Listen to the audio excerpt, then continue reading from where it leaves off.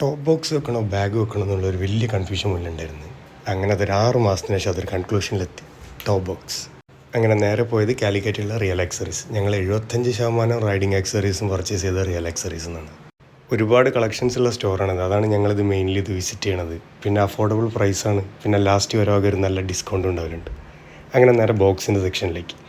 Side panels 2 silver ആയതുകൊണ്ട് obviously silver ആയിരിക്കും top box. JB rice എന്ന് പറയുന്ന ബ്രാൻഡിൻ്റെ ഒരു ടോപ്പ് ബോക്സാണ് ഞങ്ങൾ വാങ്ങിയത്. അതിൻ്റെ പ്രൈസ് വരുന്നത് 7,999 രൂപ.